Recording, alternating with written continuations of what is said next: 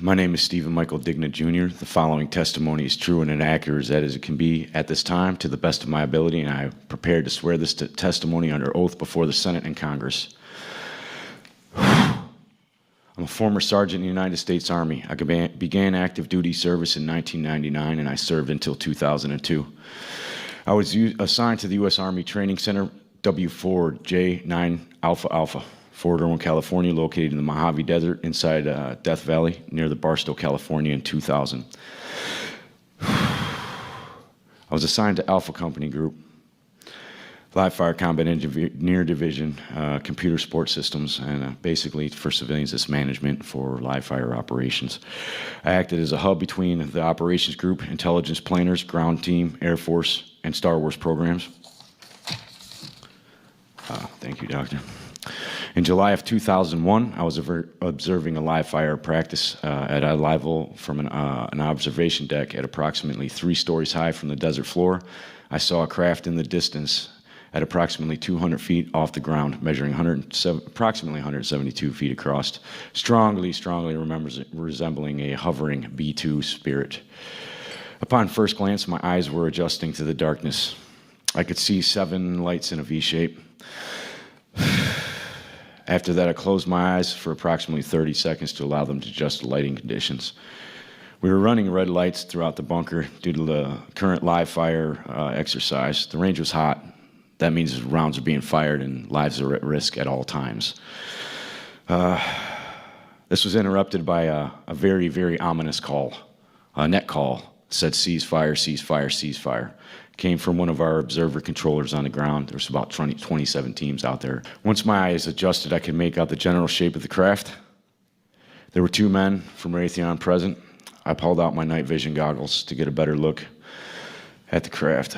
It appeared to be generating 7 lights along its wings and underbelly. I noticed another smaller craft oriented on the right side and at the same height as the first craft, approximately 75 feet to 100 yards to its right. The second craft was jet black, V-shaped, pointed towards the first craft. This craft had equally joined, spaced, rectangular sections forming the hull. The craft had a gimbal rack that deployed from the bottom of the craft. Approximately 5 to 6 holographic lights, holographic emitting lights were pointed directly at the first craft. That was my assumption. Due to the fact that they were displaying a strange color within my MVG goggles. Anyone that knows the old school, circa 2000 MVGs, they don't emit color. They give you green, grays, and blacks. I was seeing colors within my night vision goggles. This was not normal. And it was my assumption that perhaps this was a hologram being projected from the other craft. I can't confirm that. However, that was my assessment at the time. Observation deck from Raytheon noticed the night vision goggles I had. He went from chattering cheerfully. They were pretty relaxed. They'd seen these before. It wasn't abnormal to them. He looked at me with a very, very severe look of disapproval and anger that I had. At that point, they both went calmly inside, probably a little bit angry, and it felt as though I had crossed the line. I took another look with my night vision goggles. The reason this event was not reported was due to the fact that it was not unidentified. I'm going to repeat this very clearly to the cameras. This craft was not unidentified. This was one of our birds, and to the observer controller that called that out on the range, I'm not going to put his call sign out. Roger up, eyes on, hands on confirmation. That's our bird, but she doesn't need wind to get lift. She was hovering stationary. Approximately 5 to 7 days later, sorry guys, this is personal. This affected the rest of my marriage, my life, and my relationship with my child.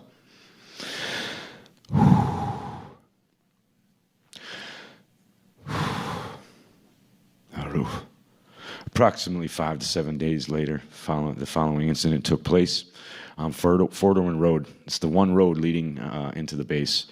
During the weekend pass, after the show, my wife and I had taken a pass to go see a movie.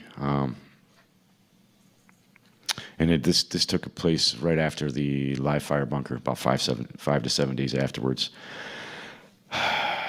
We skipped the second movie, or halfway through. I was really tired, just got back from running the range, 78-hour shifts with no relief. We passed a dry lake bed on the right-hand side. My driver's side mirror reflected a powerful white light into my eyes. I saw a bright white light pop up out of the canyon that I had just come from. I looked over my left shoulder and saw a zipping light that zipped through the curves in that bend, mimicking my exact track and exactly the speed that I had had. Suddenly, all I could see was a bright light through all of my windows, and at that exact same time, my car's power steering and the engine's electrical system, everything died, completely died. When I exited the vehicle, I rushed towards the front end of the car, believing there was someone pointing a floodlight at us. I had some words to say to that man. I stepped through a thick field of white plasma that encompassed a spheroid craft. As I turned to go inspect the craft, my wife opened the door, and she ran out towards the front of the car, and she was yelling, "Steve, no." She was instantaneously locked in place in a bright white field of plasma. As I looked at her, I thought to myself, it's okay, she's in stasis lock. That plasma enveloped her body with about 6 inches. I heard a female voice calmly state, felt like it was in my head. It said, "She is in stasis lock." It was a confirmation. Thank you, Dr. Greer. Relieved that she was safe, I started approaching the craft for further inspection. The craft and the car were nose to nose at a 90-degree formation. If you looked at it from a bird's eye view, it would be in an L shape, nose to nose. The craft was, there was a plasma field emitting approximately 12 inches off of the craft inside this white plasma field. The craft seemed about approximately 23 feet long. I stepped forward with my left hand extended and slightly reaching out to it. The craft responded to my movement. This startled me slightly, but I took it and stood still, just in case. By moving back and pivoting the nose away from my hand like a cat or a boxer, and it felt like a cat to me.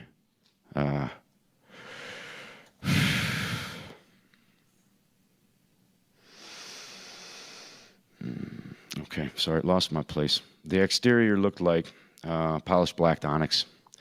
As I approached the craft, I noticed ambient temperature, not hot or cold. I kind of leaned down and touched the craft, and as I swiped my hand up the craft's starboard side, also towards the front of the craft, it was as smooth as glass. However, when I drew my hand back towards me, it felt like shark skin or a cat's tongue. That was followed by a reaction. The reaction followed my hand, and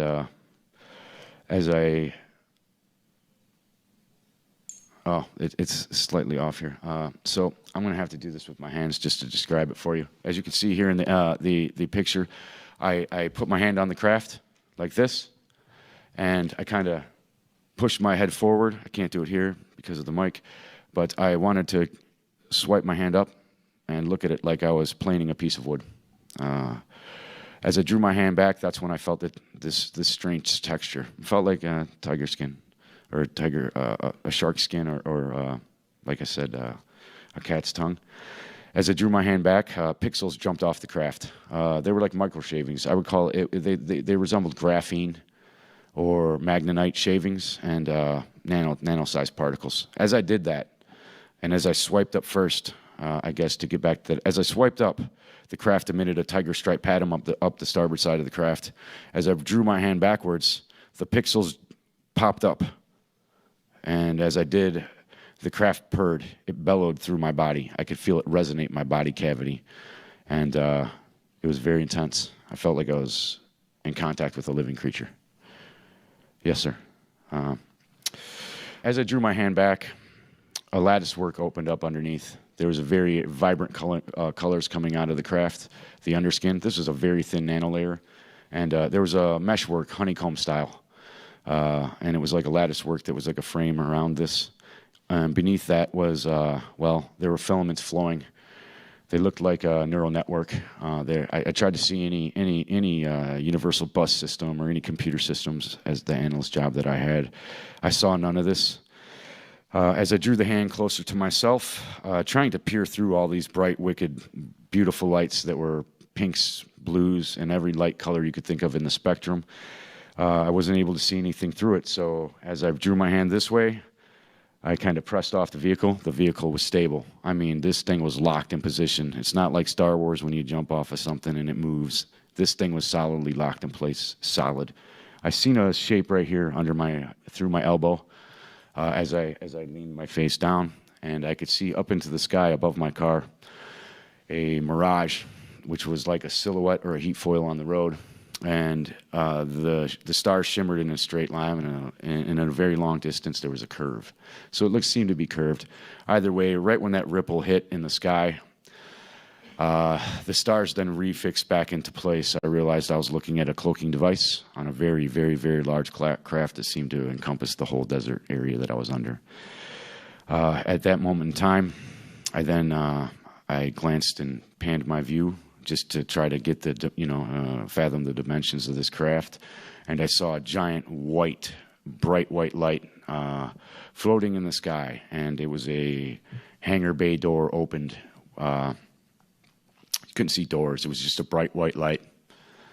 And it looked like a window floating through the sky, maybe even a portal. People might, from a distance, think, hey, that's a portal, but I obviously knew it was a craft. So this is a hangar bay door. And there was a female silhouette standing there. At that moment in time, I heard that same voice, and it said very clearly, you were not supposed to see that. You weren't supposed to see it. All of a sudden, I began feeling a thud, thud, thud sound. This was a resonant frequency being pulsed through my body.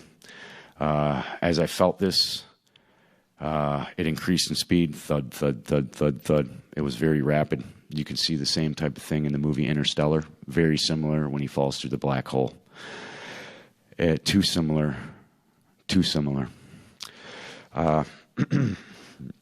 As this thud resonated in my body, I felt my my cells, maybe the quantum level of my body, feel like it was being resonated. I felt like maybe I'm going to be microwaved or something to that nature. Either way, I seen some bands coming through. I began lifting up off the ground. My vehicle began lifting with me also. As this happened, my body tipped back, and I could see the underbelly of the craft. You're going to see that design right in front of you. The rectangular shape right in the center there looked like a docking socket for an electrical port. If you're going to take a big male end, this would be the female receiving end for an electrical charger. To skip through that, there were some there's some highlighted parts here, and as you can read them there, I'm going to let you read that for yourself, just for time's sake. However, as this happened, instantaneously, I cued in, and I was flat on my back, and I was staring up at the ceiling, and my vision cued into a very, very bright white light. My vision panned over, and there was my wife flat on her back on a table. It was smaller than the table I was laying on, slightly lowered, and she still had the same exact expression on her face, like she was screaming no. However, she was no longer stuck in the running position. She was flat. As I panned a little more in front of me to kind of gauge where I was at, and this all happened in milliseconds, guys. This was, oh crap, what's happening? So this is a very short encounter here. As I panned over, I saw my vehicle with the right passenger tires end lifted up. I saw some people in some white suits, fully garmented, masks with some breathing apparatuses. They were working on the vehicle. Slightly next to that was a strange blue rack that looked like it could have been an automotive rack. Could have had another purpose. That was my quick assumption. As I oh, yes, sir. Thank you, sir. No, well, if you want to just finish it up. Yes, sir. So after that had happened, I saw a female right next to me. She was taking some samples from me. It was a human female. She had red hair. She had very fair skin. And after that moment, I also, as I panned over, I could see the window and the desert behind me. I realized we were not in space. I could see the desert floor. I could see the exact two rock formations and one far off in the distance.